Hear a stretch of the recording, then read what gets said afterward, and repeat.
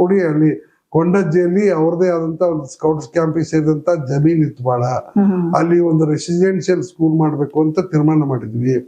ಅದಕ್ಕೆ ನಾವು ಬಾಪೂಜಿ ಸಂಸ್ಥೆಯವ್ರಿಗೆ ರಿಕ್ವೆಸ್ಟ್ ಮಾಡ್ಕೊಂಡ್ವಿ. ಅವರು ಒಪ್ಪಿದ್ರು. ಆದ್ರೆ ಕೊಂಡಜ್ಜಿ ಬಸಪ್ಪನವರೊಬ್ಬ ಪುತ್ರ ಇದು ನಾವು ಬೇರೆ ಮಾಡ್ತೀವಿ ಅಂತ ಹೇಳಿ ಹೇಳಿದ್ರು. ಅದರಿಂದಾಗಿ ಫಲಪ್ರದ ಅದಾಗ್ಲಿಲ್ಲಲ್ಲ ಸರ್. ಅದ್ ನಿಮ್ ಕನ್ಸ್ ಕೂಡ ಆಗಿತ್ತು ಅಂತ ಹೇಳ್ತಿದ್ರಿ. ಸರ್, ಆಗಿನ ಹಿರಿಯ ಸಚಿವರಾದ ಶ್ರೀ ಎನ್ ಬೊಮ್ಮಾಯಿ ಅವರೊಂದಿಗೆ ನಿಮ್ಮ ಸಾಂಗತ್ಯ ಹೇಗಿರ್ತಾ ಸರ್? ಅವ್ರ ಬಗ್ಗೆ ಆತ್ಮೀಯವಾದಂತ ಒಂದು ಇದಿತ್ತು. ಅವಾಗ ಹುಬ್ಬಳ್ಳಿಯಲ್ಲಿ ಏರ್ಪೋರ್ಟ್ ಇರ್ಲಿಲ್ಲ. ಅವರು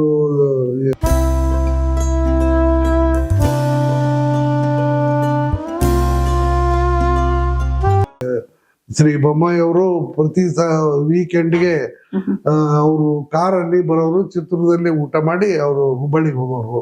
ಯಾಕಂದ್ರೆ ಅವ್ರು ಹುಬ್ಬಳ್ಳಿ ಗ್ರಾಮಾಂತರದಿಂದ MLA ಆಗಿದ್ರು.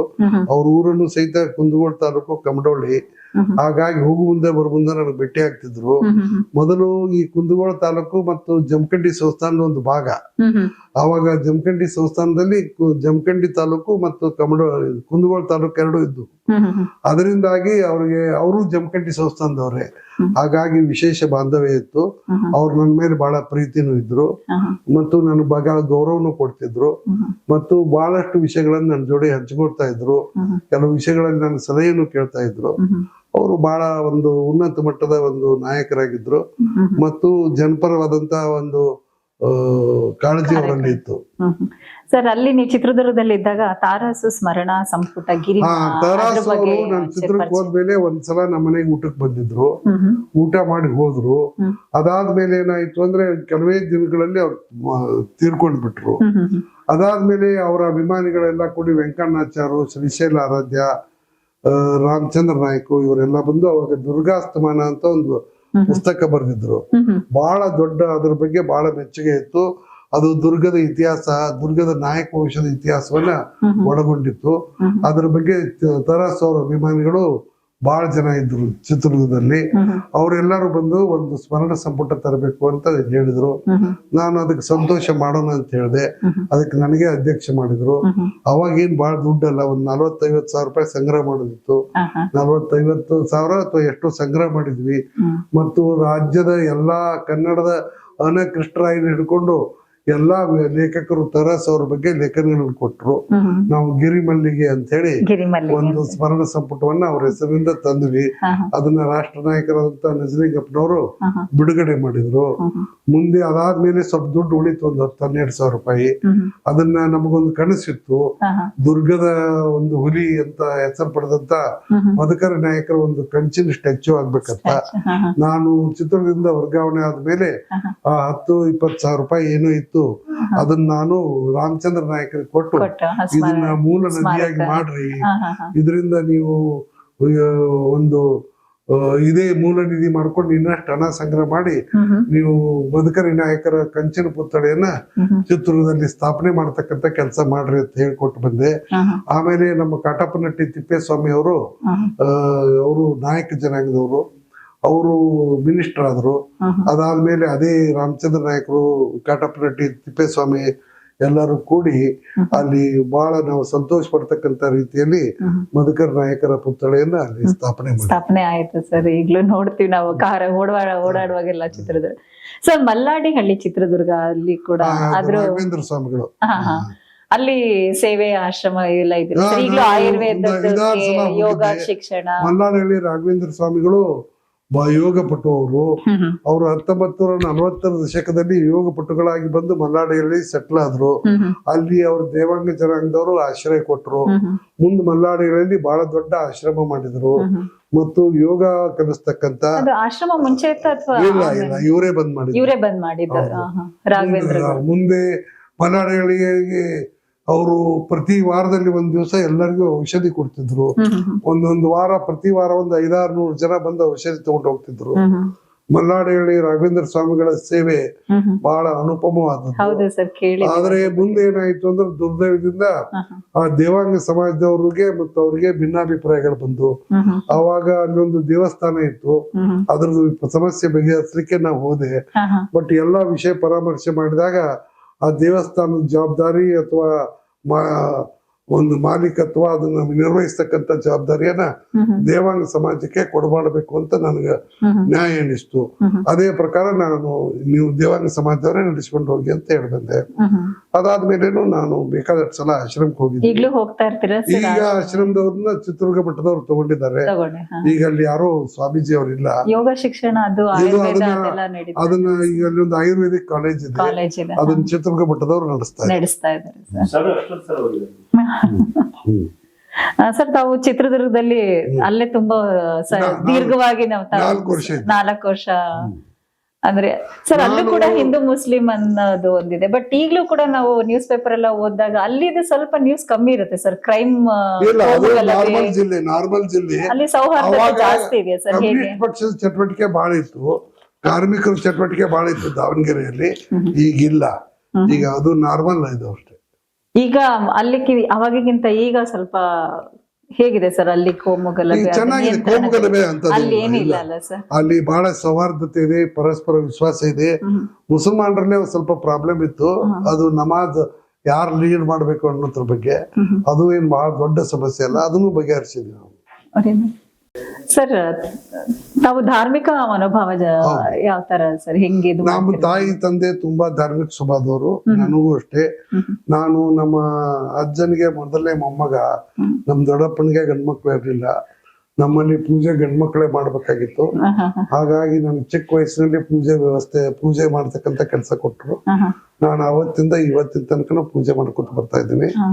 ಮತ್ತು ಲಿಂಗ ಪೂಜೆ ಇಲ್ಲದೆ ನಾನು ಎಲ್ಲಿ ಹೋಗೋದಿಲ್ಲ. ಮತ್ತು ನನಗೊಂದು ವಿಶ್ವಾಸ, ನಾನು ಪೂಜೆ ಮಾಡಿ ಹೊರಟ್ಬಿಟ್ರೆ ಮುಂದಿನ 24 ಗಂಟೆ ತನಕ ನನಗೆ ಯಾವ ಶಕ್ತಿನೂ ಏನು ಮಾಡಕ್ಕಾಗಲ್ಲ ಅಂತ ಒಂದು ಆತ್ಮವಿಶ್ವಾಸ ಇರ್ತದೆ. ಮತ್ತು ನಾನು ಏನೇ ಮಾಡ್ಬೇಕಾದ್ರೂ ಸಹಿತ ಪರಮಾತ್ಮನ ನಂಬಿಕೆ ಇಟ್ಕೊಂಡು ನ್ಯಾಯ ಏನನ್ಸುತ್ತೆ ಅದನ್ನ ಮಾಡ್ಕೊತ ಬಂದಿದ್ದೆ. ಸುಮಾರು ಇದ್ರಲ್ಲಿ ನೀವು ಸಿದ್ಧಗಂಗಾ ಮಠ ಶಿವಕುಮಾರ್ ಸ್ವಾಮೀಜಿ ಬಗ್ಗೆ ಉಲ್ಲೇಖ ಮಾಡಿದ್ದೀರಿ ಸರ್. ಅವ್ರ ಜೊತೆ ಹೇಗಿತ್ತು ಸರ್? ಅವ್ರ ಜೊತೆ ತುಂಬಾ ಚೆನ್ನಾಗಿತ್ತು, ತುಂಬಾ ಚೆನ್ನಾಗಿ. ಅವರು ಈ ಶತಮಾನ ಈ ಒಂದು 1000 ವರ್ಷಗಳಲ್ಲಿ ಜನ್ಮ ತಾಳಿರ್ತಕ್ಕಂತ ಸಂತರಲ್ಲಿ ಅವರಂತ ಮನುಷ್ಯರು ಸಿಗಲ್ಲ. ಯಾಕಂದ್ರೆ ನೋಡ್ರಿ, 1930ರಿಂದ ಯಾವುದೇ ಜಾತಿ ಧರ್ಮ ಭೇದ ಭಾವ ಇಲ್ಲದೆ ಎಲ್ಲಾ ಅನಾಥ ಮಕ್ಕಳಿಗೆ 10,000 ಜನ ಮಕ್ಕಳಿಗೆ ವಿದ್ಯಾದಾನ, ಆಶ್ರಯ, ಅನ್ನದಾನ ಮಾಡ್ಕೊಂಡು ಬಂದಿದ್ದಾರೆ. ಅವರಂತ ತ್ಯಾಗಿ, ಅವರಂತೂ ಸೇವೆ ಮಾಡಿರ್ತಕ್ಕಂಥವ್ರು ಯಾರು ಇಲ್ಲ. ಅವ್ರಿಗೆ ಭಾರತ ದೇಶದಲ್ಲಿ ಹುಟ್ಟಿದ್ರಿಂದ ಅವ್ರಿಗೆ ಸಿಗಬೇಕಾದಂತ ಗೌರವ ಸಿಗ್ಲಿಲ್ಲ. ಹೌದು ಸರ್, ನೀವು ಅವ್ರ ಜೊತೆ ಆತ್ಮೀಯರಾಗಿ ಒಡನಾಟ. ನಾನು 1981ರಿಂದ ಅವ್ರ ಜೊತೆ ಆತ್ಮೀಯನಾಗಿದ್ದೆ. ಅವರು ಅಂತ್ಯ ಆಗೋವರೆಗೆ ನಾನು ಅವ್ರಿಗೆ ಆತ್ಮೀಯ ಆಗಿದ್ದೆ. ಈಗಲೂ ಮಠದ ಜೊತೆ ನನಗೆ ಅತ್ಯಂತ ಆತ್ಮೀಯವಾದಂತ ಸಂಬಂಧ ಇದೆ.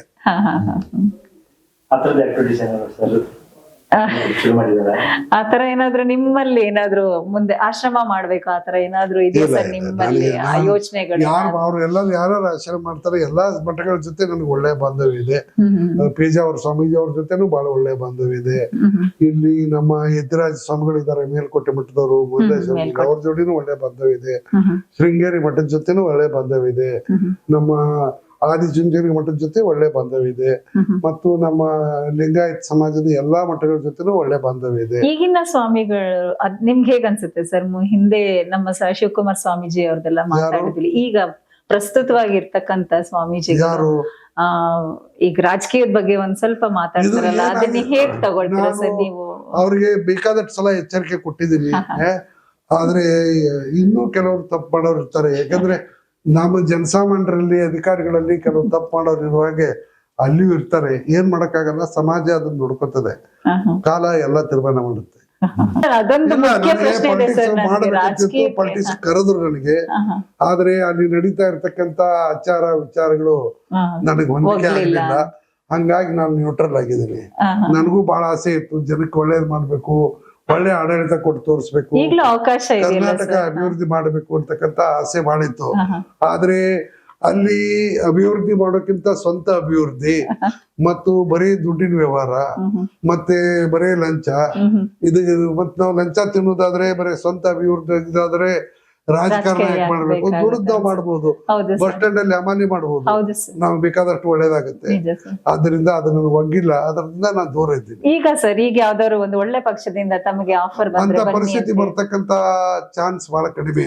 ಯಾಕಂದ್ರೆ ಈ ಪೂರ್ತಿ ಸರ್ ಬೇಕು ಸರ್, ನಮಗೆ ನಿಮಗೆ ದಕ್ಷ. ಕರೆಕ್ಟ್, ಬಟ್ ಅತ್ಯುನ್ನತ ಮಟ್ಟದಿಂದ ಗ್ರಾಮ ಮಟ್ಟದವರೆಗೆ ಇವತ್ತು ರಾಜಕೀಯ ಬಹಳ ಕಲುಷಿತ ಆಗಿದೆ. ಅದು ದುಡ್ಡಿನ ಮೇಲೆ ನಿಂತಿದೆ. ಆ ದುಡ್ಡು ಬರ್ಬೇಕಾದ್ರೆ ನಾವು ಅವ್ಯವಹಾರ ಮಾಡ್ಬೇಕು, ಅವ್ಯವಹಾರ ಮಾಡಿ ದುಡ್ಡು ಗಳಿಸಿ ನಾವು ರಾಜಕೀಯ ಮಾಡ್ಬೇಕು. ಹೌದು ಸರ್, ಮತ್ತೆ ನಮ್ಮ ಮಕ್ಕಳಿಗೆ ನಾವು ಆಸ್ತಿ ಬಿಟ್ಟು ಹೋಗಿದ್ರು ಚಿಂತೆ ಇಲ್ಲ, ಹೌದು ಸರ್. ಕೆಟ್ಟ ಹೆಸರು ಬಿಟ್ಟು ಹೋಗ್ಬಾರ್ದು. Super sir. ಆದ್ರಿಂದ ನಾನು ಈ ಇವತ್ತಿನ ವಾತಾವರಣದಲ್ಲಿ ನನಗೆ ಅನ್ಸಿದ ಮಟ್ಟಿಗೆ ಇಷ್ಟು ಬೇಗ ತಿಳಿ ಆಗ್ತಕ್ಕಂತ ಚಾನ್ಸ್ ಕಡಿಮೆ. ಯಾಕಂದ್ರೆ ಅದು ಬರ್ಬೋದು, ಟೈಮ್ ಬರ್ಬೇಕು. ಬಟ್ ಈಗ ಉನ್ನತ ಮಟ್ಟದಿಂದ ಕೆಳಗಿನ ಮಟ್ಟದವರೆಗೆ ಎಷ್ಟು ಬೇಸರ ಆಗುತ್ತಲ್ಲ ಸರ್, ಇಡೀ ರಾಷ್ಟ್ರದಲ್ಲಿ ರಾಜಕೀಯ ಸರಿ ಇಲ್ಲ. ಹೌದು ಸರ್. ಇವತ್ತು ಒಳ್ಳೆ ಮನೋಭಾವದಿಂದ ಜನರ ಸೇವೆ ಮಾಡ್ತಕ್ಕಂತ ಜನ ಬಹಳ ಕಡಿಮೆ. ಅವ್ರ ಸ್ವಂತ ಆಸಕ್ತಿಗಳು, ಸ್ವಂತ ಹಿತಾಸಕ್ತಿಗಳಿಗಾಗಿ ರಾಜಕಾರಣ ನಿಮ್ಗೆ ಅನ್ಸಲ್ವಾ ಸರ್, ಬರ್ಬೇಕು ಯುವಕರು ಬರ್ಬೇಕು, ಯುವಕರು ಬಂದ್ರು ಸಹಿತ ಅವ್ರನ್ನ ಇದೇ ವಿಷಯವರ್ತದಲ್ಲಿ ಎಳಿತಾ ಇದ್ದಾರೆ. ಒಂದು 50% ಜನ ಒಳ್ಳೆಯವರಿದ್ದಾರೆ, ಉಳಿದವರೆಲ್ಲರೂ ಅವರೇ. ನಾ ಬಹಳ ಕಠಿಣ ಶಬ್ದ ಉಪಯೋಗ ಮಾಡ್ಲಿಕ್ಕೆ ಇಷ್ಟಪಡಲ್ಲ, ಅದ್ರ ಜನ ಅರ್ಥ ಮಾಡ್ಕೋತಾರೆ ಅಂತ ಮಾಡಿದ್ದೀನಿ. ಹೌದು ಸರ್. ಇಲ್ಲಿ ಎಲ್ಲಾ ಕಡೆನೂ ಎಫೆಕ್ಟ್ ಆಗಿದೆ. ಈಗ ಈ ಪೊಲೀಸ್ ಇಲಾಖೆ ಆಗಿರ್ಬೋದು, ಬೇರೆ ಯಾವುದೇ ಇಲಾಖೆ ಆಗಿರ್ಬೋದು, ಬಹಳಷ್ಟು ಬಲಹೀನ ಆಗಿದ್ದಾವೆ. ರಾಜಕೀಯ ಹಸ್ತಕ್ಷೇಪ ಹೆಚ್ಚಾಗಿದೆ. ಬರೀ ಕರ್ನಾಟಕದಲ್ಲಿ ಅಂತಲ್ಲ, ಇಡೀ ಭಾರತ ದೇಶದಲ್ಲಿ ಆ ರೀತಿ ಆಗಿದೆ. ಈಗ ಅಧಿಕಾರಿಗಳಿಗೆ ತಮಗೆ ಪ್ರದತ್ತವಾಗಿರ್ತಕ್ಕಂತ ಜವಾಬ್ದಾರಿ ಮತ್ತು ಅಧಿಕಾರವನ್ನು ಚಲಾಯಿಸಲಿ ಸರಿಯಾದ ಅವಕಾಶ ಸಿಗ್ತಾ ಇಲ್ಲ. ಅವರ ಕೆಲಸದಲ್ಲಿ ಬಹಳ ಹಸ್ತಕ್ಷೇಪ ಆಗ್ತಾ ಇದೆ. ಬಟ್ ಈ ದೇಶದಲ್ಲೇ ಇದು ವಾತಾವರಣ ಇದ್ದಾಗ, ಈಗ ಸಣ್ಣ ಪುಟ್ಟ ಬೆಂಕಿ ಆದ್ರೆ ಹರಿಸ್ಬೋದು, ದರೆ ಹತ್ತಿ ಉರಿದರೆ ಯಾರು ಹರಿಸ್ಬೋದು? ಈ ಇಡೀ ದೇಶನೇ ಹಾಳಾಗ್ತಾ ಇರುವಾಗ ಯಾರು ಏನು ಮಾಡಕ್ಕಾಗಲ್ಲ. ಅದಕ್ಕೆ ಒಂದು ಟೈಮ್ ಜನ ಎಚ್ಚೆತ್ತುಕೋಬೇಕು, ಜನ ಜಾಗೃತರಾಗ್ಬೇಕು. ಅವ್ರಿಗೆ ಎಚ್ಚೆತ್ತರಂದ್ರೆ ದೇಶ ಸರಿ ಹೋಗುತ್ತೆ. ನನ್ಗೆ ಏನ್ ಅನ್ಸುತ್ತೆ ಸರ್, ಈಗ ನಿಮ್ಮಂತ ಹಿರಿಯ ಅಧಿಕಾರಿಗಳು ನೀವೆಲ್ಲ ಈ ಯುವಕರಿಗೆ ಸರ್ ಒಂದು ಮಾದರಿ ಆಗಿರ್ತಕ್ಕಂತ ಒಂದು ಏನಾದ್ರೂ ಒಂದು ಕಾರ್ಯಕ್ರಮಗಳನ್ನ ಆಯೋಜಿಸ್ಬೇಕು. ಹಾ ಸರ್, ಆತರ ಒಂದು ನಾನು ಹೇಳ್ತಕ್ಕಂಥದ್ದು ಯುವಕರಿಗೆ ಏನಂದ್ರೆ, ಸಣ್ಣ ಪುಟ್ಟ ಆಮಿಷಗಳಿಗೆ ಬಲಿ ಆಗ್ಬೇಡಿ. ಈ ಇಲೆಕ್ಷನ್ ಅಲ್ಲಿ ಕೊಡ್ತಕ್ಕಂತ 500ರಿಂದ 10,000 ರೂಪಾಯಿವರೆಗೆ ಏನ್ ದುಡ್ಡು ಕೊಡ್ತಾ ಇದಾರೆ ಒಂದೊಂದು ಓಟಿಗೆ, ಅದಕ್ಕೆ ಬಲಿ ಆಗ್ಬೇಡಿ. ಸ್ವಲ್ಪ ಯೋಗ್ಯರನ್ನ, ಪ್ರಾಮಾಣಿಕರನ್ನ, ನಿಜವಾಗಿ ಜನರ ಸೇವೆ ಮಾಡ್ಲಿಕ್ಕೆ ಸಾರ್ವಜನಿಕ ಜೀವನದಲ್ಲಿ ಬಂದಿರ್ತಕ್ಕಂಥವ್ರನ್ನ, ಮತ್ತು ಯಾರ ಸಮಾಜದಲ್ಲಿ ಸೌಹಾರ್ದತೆ, ಶಾಂತಿ, ಭ್ರಾತೃತ್ವವನ್ನ ಕಾಪಾಡ್ಕೊಂಡು ಹೋಗ್ತಾರೆ ಅಂತವ್ರಿಗೆ ನೀವು ವೋಟ್ ಮಾಡಿದ್ರೆ, ಒಳ್ಳೆ ವ್ಯಕ್ತಿಗಳನ್ನ, ಪಕ್ಷ ಮುಖ್ಯ ಅಲ್ಲ, ವ್ಯಕ್ತಿ ಒಳ್ಳೆಯವನಿದ್ರೆ ಯಾವುದೇ ಪಕ್ಷದಲ್ಲಿ ಆರಿಸಿ ಬಂದ್ರು ಒಳ್ಳೆ ಕೆಲಸ ಆಗುತ್ತೆ. ಅಂತ ವ್ಯಕ್ತಿಗಳನ್ನ ಜನ ಜಾಗೃತರಾಗಿ ಆರಿಸಿದ್ರೆ ಒಂದೇನಾದ್ರೂ ದೇಶದಲ್ಲಿ ಪ್ರಗತಿ ಆಗ್ಲಿಕ್ಕೆ ಸಾಧ್ಯ, ಅಭಿವೃದ್ಧಿ ಆಗ್ಲಿಕ್ಕೆ ಸಾಧ್ಯ, ಶಾಂತಿ ಮತ್ತು ಸೌಹಾರ್ದತೆ ನೆಲೆಗೊಳ್ಳಲಿಕ್ಕೆ ಸಾಧ್ಯ. ಈಗಲೂ ಸರ್ ನೀವು ತರಬೇತಿ ಕೇಂದ್ರಗಳಿಗೆಲ್ಲ ಹೋಗ್ತಿರ್ತೀರಾ ಸರ್? ನಾನು ಎಲ್ಲೆಲ್ಲಿ ಹೋಗ್ತೀನಿ ಅಲ್ಲೆಲ್ಲಿ ನಾನು ಏನೇನು ಹೇಳ್ಬೇಕು ಹೇಳಿ ಬರ್ತೀನಿ. ಬಟ್ ಏನಂದ್ರೆ ಇದು ಬಹಳ ದೊಡ್ಡ ದೇಶ ಇದೆ ಮತ್ತು ಡಿಸೀಸು ಏನಿದೆ ಬಹಳ ದೊಡ್ಡ ಪ್ರಮಾಣದಲ್ಲಿ, ಅದಕ್ಕೆ ಸ್ವಲ್ಪ ಟೈಮ್ ಬೇಕು, ಬರ್ತದೆ. ಇದು ಒಂದು ರಾಮನೋರ್ ಲೋಯ ಅವ್ರು ಹೇಳ್ದಾಗೆ, ಇದು ಸುವ್ಯವಸ್ಥೆ, ಕುವ್ಯವಸ್ಥೆ, ಅವ್ಯವಸ್ಥೆ ಆದ್ಮೇಲೆ ಮತ್ತೆ ಸುವ್ಯವಸ್ಥೆ, ಅದೊಂದು ಸೈಕಲ್, ಅದು ಬರ್ತದೆ. ಅದು ಬರುತ್ತಂಗ ನಾವು ಸ್ವಲ್ಪ ಸಮಾಧಾನದಿಂದ ಇರ್ಬೇಕಷ್ಟೇ. ಇವರು ಮಂಜುನಾಥ್ ಡಾಕ್ಟರ್ ಸರ್ ಬಂದು ಮಂಜುನಾಥ್ ಅವರು ಬಹಳ ಒಳ್ಳೆ ವೈದ್ಯರು, ಒಳ್ಳೆ ಮೆಡಿಕಲ್ ಅಡ್ಮಿನಿಸ್ಟ್ರೇಟರ್ ಅವರು ಜಯದೇವ ಸಂಸ್ಥೆಯನ್ನು ಬಹಳ ಒಂದು ಉನ್ನತ ಮಟ್ಟಕ್ಕೆ ತಂದಿದ್ದಾರೆ. ಜಯದೇವ ಸಂಸ್ಥೆಯಲ್ಲಿ ಅವ್ರು ಇರುವಾಗ ಬಡ ಜನರ ಸೇವೆಯನ್ನ ಬಹಳ ಚೆನ್ನಾಗಿ ಮಾಡಿದ್ದಾರೆ. ಅವರು ನನಗೆ ಆತ್ಮೀಯರು ಹೌದು, ಅವ್ರ ಬಗ್ಗೆ ನನಗೆ ಬಹಳ ಅಪಾರ ಗೌರವ ಇದೆ. ಈಗ ರಾಜಕೀಯ ಸೇರಿದ್ದಾರೆ. ಅವ್ರಿಗೆ ಒಂದು ಅವರ ಮಾವನವರಂತ ದೇವೇಗೌಡರ ಆಶೀರ್ವಾದ ಇದೆ. ಮತ್ತು ಅವ್ರೀಗ ಬಂದಿದ್ದಾರೆ, ಈಗ ರಾಜಕೀಯದಲ್ಲಿ MP ಆಗಿದ್ದಾರೆ. ಅವರಿಂದ ಇನ್ನೂ ಹೆಚ್ಚಿನ ಒಂದು ಸೇವೆ ರಾಜ್ಯಕ್ಕೆ, ದೇಶಕ್ಕೆ ದೊರೆಯಲಿ ಅಂತ ನಾ ಹಾರೈಸ್ತೇನೆ. ಹಾಗೆ ನೀವು ಬರ್ಬೇಕು ಅಂತ ನಾವು ಇಲ್ಲ, ಅದು ಏನಾಗಿದೆ ಅಂದ್ರೆ ನೋಡಿ, ದುಡ್ಡಿನ ವ್ಯವಹಾರ ನನ್ನ ಕಡೆ ಆಗಲ್ಲ. ನಾನು ದುಡ್ಡು ಮಾಡಿದ್ರೆ ಅದು ಹಾಕಿತ್ತು. ನನಗೆ ಅದು ಮೊದಲಿಂದನೂ ದುಡ್ಡು ಮಾಡೋದು, ಆಸ್ತಿ ಮಾಡೋದು ನನಗೆ ಇಷ್ಟ ಆಗ್ಲಿಲ್ಲ. ಅದಕ್ಕೆ ಬಿಟ್ಟಿದೀನಿ. ಮತ್ತೆ ಇನ್ನೊಂದೇನ್ ಹೇಳ, ಈಗ ನಾವು ರಾಜಕೀಯ ಮಾಡೋದಿದ್ರೆ, ಜನರ ಸೇವೆ ಮಾಡೋದಿದ್ರೆ ರಾಜಕೀಯ ಮಾಡ್ಬೇಕು. ಈಗ ನಾವು ಲೂಟಿ ಮಾಡೋದಾದ್ರೆ ನಾವು ಒಂದು ಬಂದೂಕ್ ತಗೊಂಡು ಡಕಾಯಿತಿ ಮಾಡೋದು ಒಳ್ಳೇದು. ನನಗೆ ಅದು ಲೈಕ್ ಆಗಲ್ಲ. ನಿಜ ಸರ್ ನೀವು ಹೇಳಿದ್ದು. ಆ ನೀವು ಸಾರ್ವಜನಿಕರಿಗೆ ಈಗ ಯಾವ್ದಾದ್ರು ಒಂದು ಸರ್ವಿಸ್ ತರ ಏನಾದ್ರು ಒಂದು ಈಗ ಏನಾದ್ರು ಮಾಡ್ತಾ ಇದ್ದೀರಾ ಸರ್? ಹೇಗೆ ಅದೇನಾದ್ರು ಈ ಸದ್ಯ ಏನಿಲ್ಲ, ನನ್ನ ವೈಯಕ್ತಿಕ ಮಟ್ಟದಲ್ಲಿ ಯಾವ ತರದ ನಾನು ಮಾಡ್ತಾ ಇಲ್ಲ ಸರ್. ನನ್ಗೆ ನಂದು ಇತಿಮಿತಿ ನೋಡ್ಕೊಂಡು ಮಾಡ್ಬೇಕಲ್ಲ. ನಾನು ಒಳ್ಳೆ ಸೇವೆ ಮಾಡಿದೀನಿ, ಒಳ್ಳೆ ಸೇವೆ ಮಾಡ್ಕೊತ ಹೋಗ್ತಾ ಇದ್ದೀನಿ ಅಷ್ಟೇ. ವೀಕ್ಷಕರೇ ನೋಡಿದ್ರಲ್ಲ, ಸಾಕಷ್ಟು ವಿಷಯಗಳನ್ನ ಇವತ್ತು ಸರ್ ನಮ್ಗೆ ತಿಳಿಸ್ಕೊಟ್ಟಿದ್ದಾರೆ. ಸರ್ ಮುಂದಿನ ಸಂಚಿಕೆಯಲ್ಲಿ ಮತ್ತಷ್ಟು ವಿಷಯಗಳನ್ನ ತಮ್ಮಿಂದ ತಿಳ್ಕೊಳಕ್ಕೆ ಬಯಸ್ತೀವಿ. ಅಲ್ಲಿಯವರೆಗೂ ಧನ್ಯವಾದಗಳು ಸರ್.